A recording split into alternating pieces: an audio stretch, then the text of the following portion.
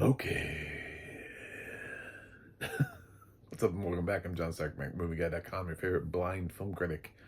And today I'm talking about the 30th anniversary of The Mask. This is 1994 was a good year for Jim Carrey. He had Ace Ventura, The Mask, and Dumb and Dumber. So by the end of 1994, this dude was on the radar, as it were. So the kinds of offers and stuff that he got coming out of this, obviously, just. But this was the one he didn't end up ever making a sequel to. They made a sequel to it called Son of the Mask with Jamie Kennedy. I'm not going to review that. I don't really care if it has audio. I would never. I never want to see that movie again in my life. Audio description or no audio description, it'll just go just completely. I'm sorry, like I must have better things to do with my life. There are still thousands of movies to go through before I see Son of the Mask a second time. But I don't mind seeing The Mask again. Not my favorite Jim Carrey movie, but it was fun watching it a second time. And this was something that even launched an animated cartoon, which you could say the same thing about Ace Ventura. I actually even kind of fever dream remember a cartoon version of Dumb and Dumber. I don't know if that's real. But I think all three of them got cartoons, but The Mask obviously was like the most successful, I think, and so was Ace. I think the Ace Ventura cartoon ran for a little bit too. So, but this one really lends itself to leaning in a cartoonish way. Anyway, it's like slapstick. It feels like a Looney Tunes cartoon, and this is introducing Cameron Diaz would be the alternate title for the movie. Was her first film, her breakout. She has such a huge part here. She's definitely second billing to Jim Carrey, and it just follows the story of Stanley Ipkiss, who's a downtrodden, nice guy bank teller who never gets the girl, but he ends up getting this mask, this wooden mask that you don't really know what it's going to do, but it sort of attaches itself to his face, and then his face turns green, just like Alphaba. Anyway, so he so it's just Jim Carrey wearing like green face paint for the rest of the movie, and then them doing like some animated stuff with his, like, when his eyes pop out of his head and he does the tongue that drops out that's like far too long than any tongue could possibly ever be. And he has these sort of like rubbery movements to him where his body shifts in ways that are not human. Like it could be a horror movie, and I feel like somebody would remake it today and it would be like, it would lean more that way, you know? But like Blumhouse would do it and be like The Mask, starring Joaquin Phoenix, directed by Ari Aster. But what the charm here is that it feels like a live action Looney Tunes short, just like a long form version of that. Like the kind of zany comedy that you see, with Bugs Bunny and Daffy and all of them doing, where like suddenly a large mallet is pulled out of nowhere, or like little tricks and gimmicks, like the scene where he transforms into a couple different people, sort of reminds you of several times throughout Looney Tunes cartoons where the Bugs might transform into someone else. Just like, it's like, where did you even get these costumes? Like, that's the thing about The Mask, is it just sort of gives magical powers to be able to pull extra costuming or whatever you need.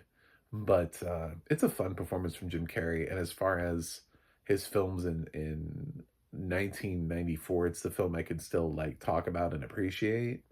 Dumb and Dumber also for the most part, but yeah, Ace Ventura doesn't hold up anymore. They made choices. So 30 years later, I can't with that movie anymore. But I can with The Mask. So it was never my favorite Jim Carrey movie. Neither was Ace Ventura, but I mean, they were both part of that phase that introduced me to Jim Carrey. I think ultimately of the 1994 films, I think I've seen Dumb and Dumber the most. So I have an appreciation for The Mask, and I think it's good. But then again, I was also a kid when I saw it, so there's that sort of like attachment to, yeah, I was the target demographic for something like The Mask that was goofy, silly, slapstick, weird, really leaned into Jim Carrey's rubber face. You know, it's funny that Jim Carrey had been around before. He had been in movies before, but he just hadn't really been afforded the opportunity to do this kind of lead work the same way. It's the same thing with Adam Sandler. Like, everybody looks to Adam Sandler as like Billy Madison being his big moment. Well, he was in movies before that, you know, like, Airheads. Um, he was in, not Overboard.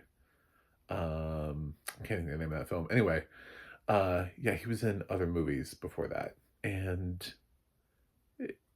But these are the ones that are recognized as being, nobody looks to Earth Girls Are Easy and is like, oh, I always knew from the moment Earth Girls Are Easy that Jim Carrey was going to turn into a $20 million box office star, like one of the big ones. So, really the reason why The Mask still stands the test of time is Carrey has fans, but also this is where Cameron Diaz got her start. So it's this sort of like really interesting bit, tidbit for any Cameron Diaz fans. She's supposed to be coming back in 2025 with a new film, so she's coming out of retirement. Neither one of these stars ever got an Oscar nomination. Both of them came close.